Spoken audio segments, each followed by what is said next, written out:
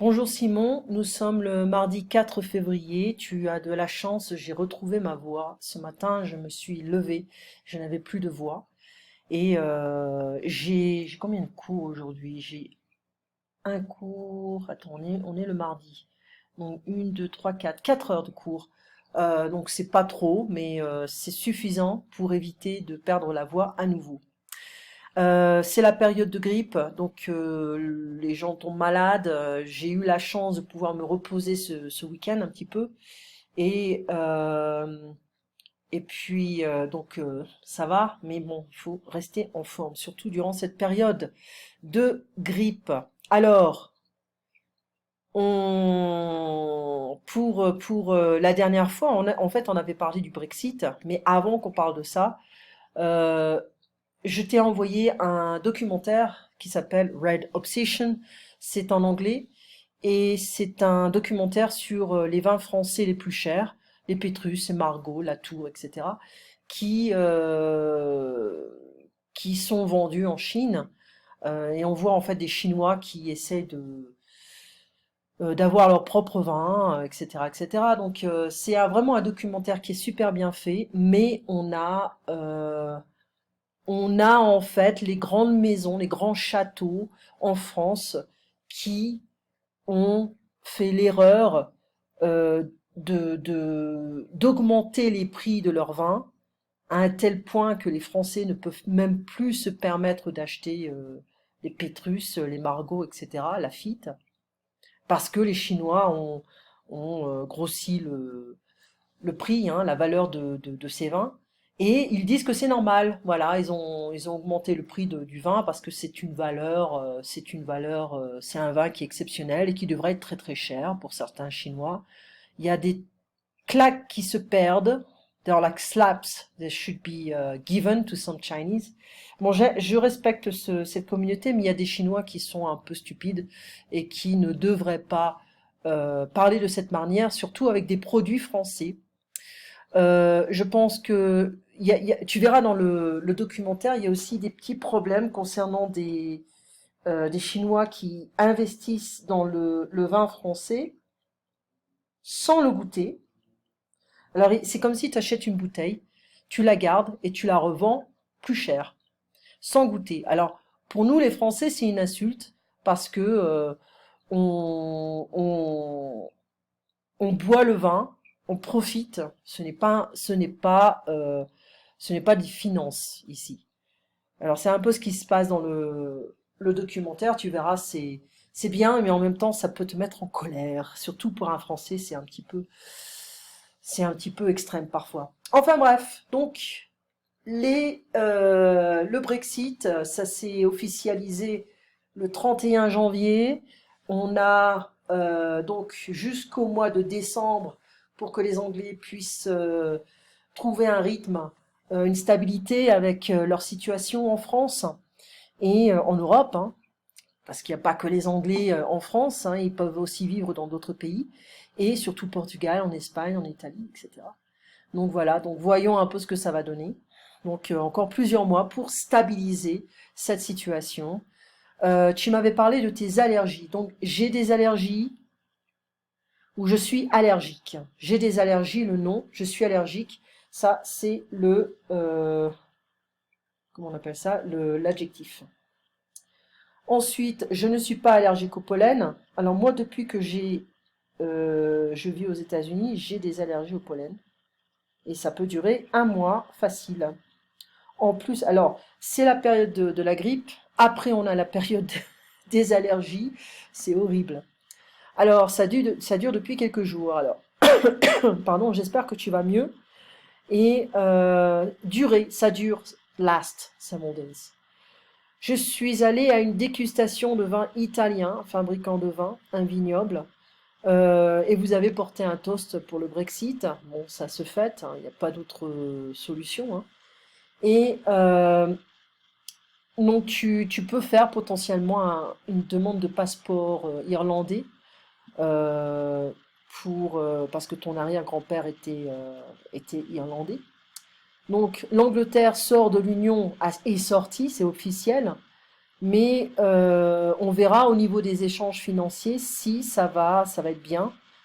Je pense que ça donne de l'indépendance financière aux Anglais, qui peuvent en fait rentrer dans d'autres marchés au lieu d'être restés dans le marché européen.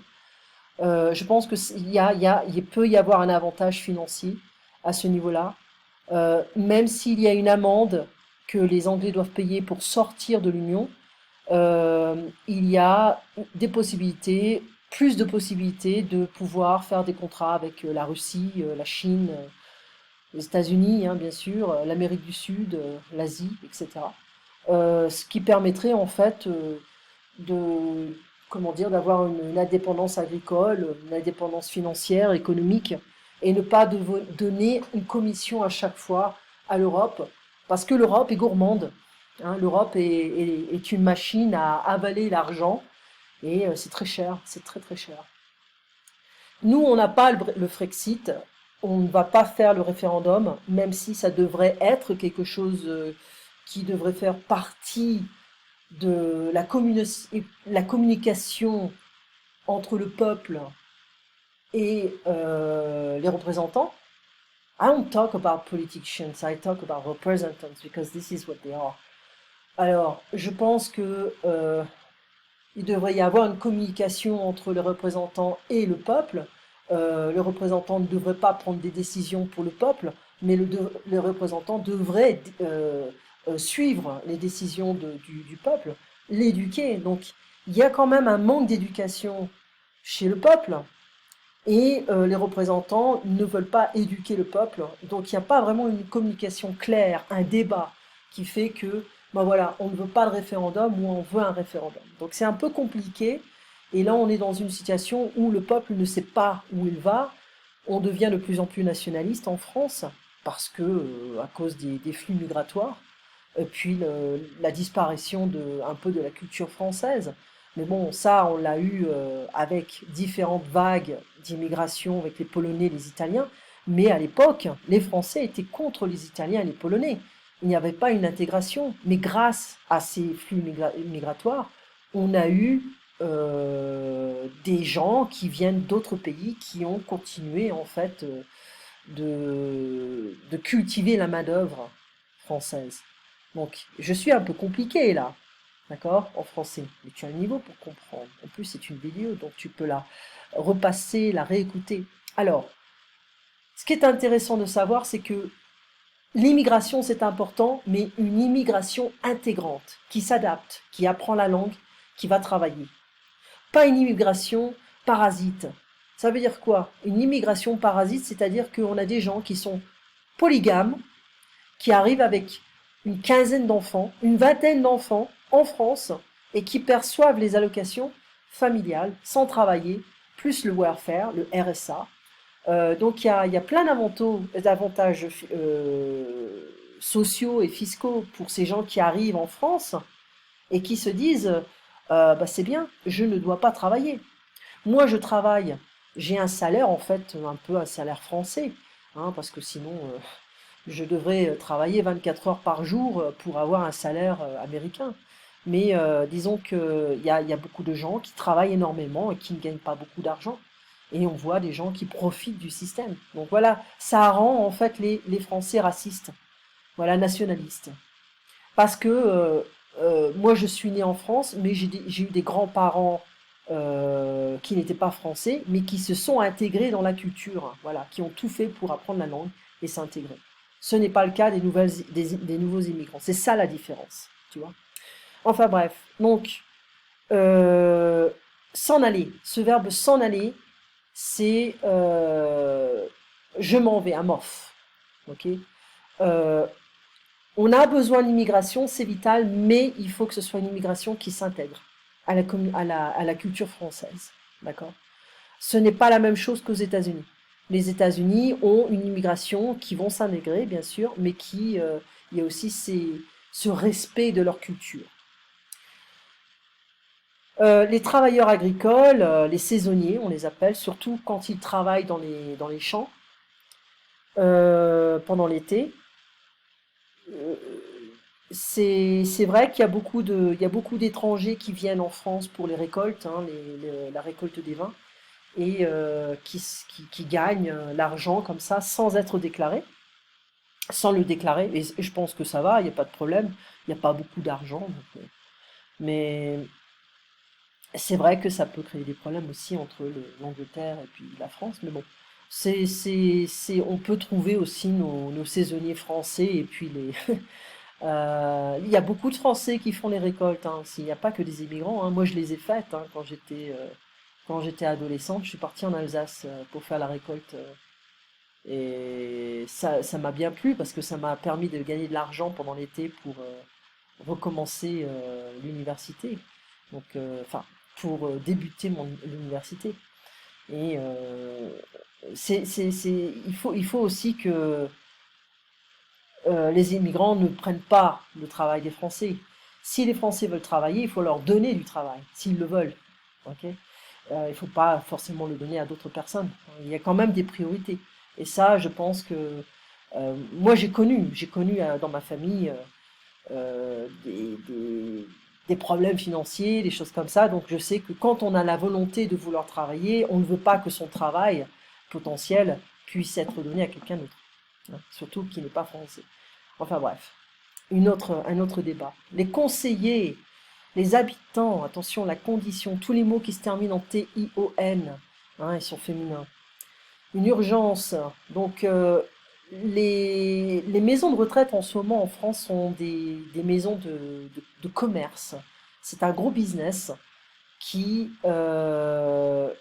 rapporte beaucoup d'argent. Mais il n'y a pas forcément des soins et il n'y a pas un respect des personnes âgées. Donc c'est un peu difficile, c'est très difficile de finir dans une maison de retraite.